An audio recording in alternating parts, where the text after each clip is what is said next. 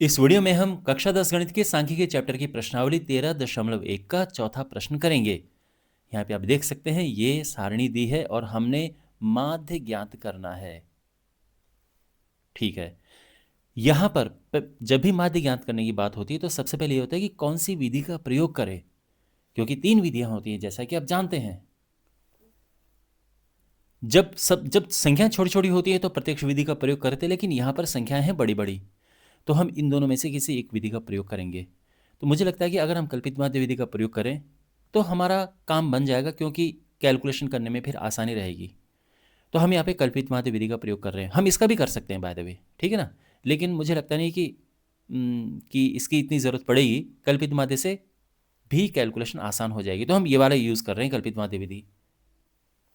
लेकिन आपको अगर पग विचलन विधि यूज़ करनी हो कोई प्रॉब्लम नहीं, आप कर सकते हैं। हमेशा की तरह पहले फॉर्मूला लिखना चाहिए हमें। तो माध्य का फॉर्मूला होता है कल्पित माध्य विधि में a plus sigma F D upon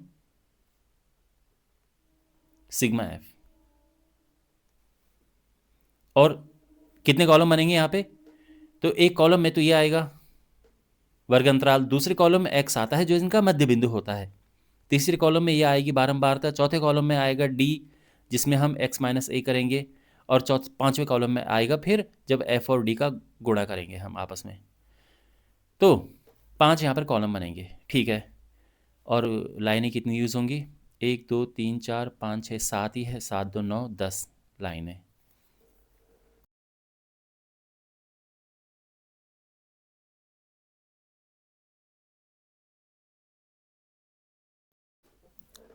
सबसे पहले कॉलम में आएगा वर्ग अंतराल,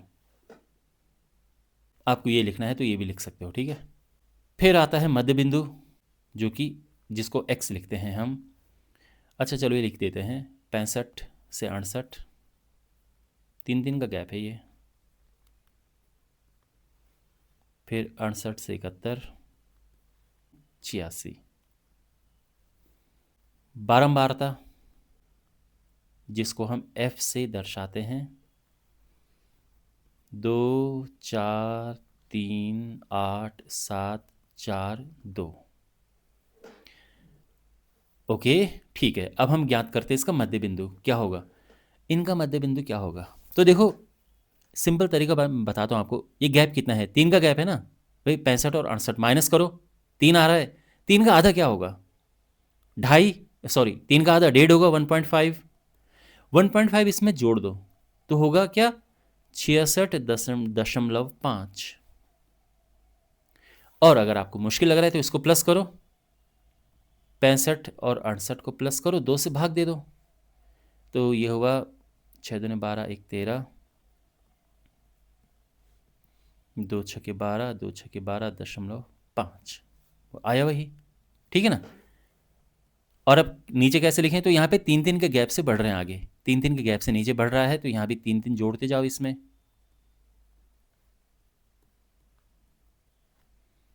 75.5, ठीक है। जोड़ने में गलती मत करना, वैसे कि कहीं पे भी थोड़ा चेक कर सकते हो आप। गैप 3 का है, 3 का आधा 1.5 होता है, इसमें 1.5 जोड़ो तो 78 आएगा, 78.5 आएगा। और वैसे भी यहाँ से देखिए 3 प्लस करके ये, तो ये क्रॉस चेक करते रहा करो। फिर ये आएगा 81.5 और ये होगा 84.5। ओके, यहाँ तक सब ठीक है। अब हमने यहाँ पे लिखना है विचलन d x माइनस a। इनमें से किसी भी एक को ले लो, लेकिन बीच वाले को लेते हैं तो सबसे सही रहता है। कल्पित माध्य, अब इसमें से इसे माइनस करना है, तो इसमें से इसे माइनस करने का मतलब है कि इसमें से इसे माइनस करो, माइनस लगा दो, तो ये आएगा -9, है ना। फिर -6 -3 0 3, इसमें से माइनस करो 3 आएगा, इसमें से माइनस करो 6 9। ओके, तो हुआ ना, चीज़ें थोड़ा आसान हुई।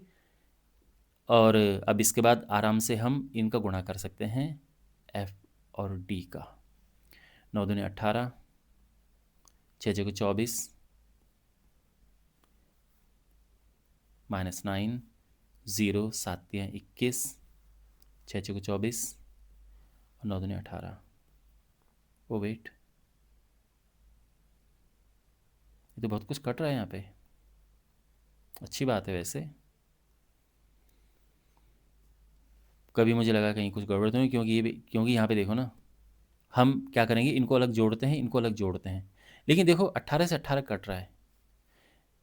निशान मत लगाना, मैं बस बता रहा हूँ, ठीक है। यहाँ पे तो ये तो कट गया, इससे ये कट गया, इससे ये कट गया, बचा ये 21 में से 9 गया, तो हुआ क्या, 12, ये हुआ 12। तो ये ठीक है, ये यहाँ पे ये मत लिखना। तो ये कैलकुलेशन इजी हो गई। नहीं तो हम क्या करते, इनको अलग प्लस करते, इनको अलग प्लस करते, और फिर दोनों में से दोनों को माइनस कर देते, घटा देते हम। अब इस पे आ जाओ, बारंबारता का योग क्या है, 4 2 6 7 13 21 24 30, ठीक। वैसे भी यहाँ पे कहा है कि 30 महिलाओं की जांच की गई, तो ये 30 आ गया है। यहाँ तक सब ठीक है। और अब हम फॉर्मूला अप्लाई करते हैं, तो माध्य हो जाएगा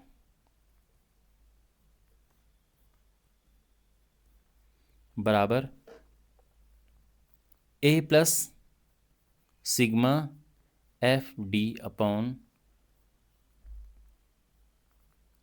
sigma F. A 75.5 plus sigma F D, यानी ये एफ डी का योग जो कि आया 12 बटे 30। अब ये हमने कैलकुलेट करना है। 75.5 ये हुआ, 6 दूने 12, 6 पचे 30, भाग देंगे 0.4 आएगा, और ये आ जाएगा आंसर 75.9। ठीक है। तो आई होप आपको ये सोल्यूशन समझ आया होगा। आप मेंशन करना चाहिए, ये यहाँ से हटा दो, कि शुरू में आप यहाँ पे ना आप लिख सकते हो कि माध्य ज्ञात करने के लिए हम कल्पित माध्य विधि का प्रयोग करेंगे। यहाँ माध्य ज्ञात करने के लिए कल्पित माध्य विधि का प्रयोग करेंगे, और इस तरह से हमने विधि प्रयोग की और ये हमारा आंसर आ गया है। तो आई होप आपको ये सोल्यूशन समझ आया होगा।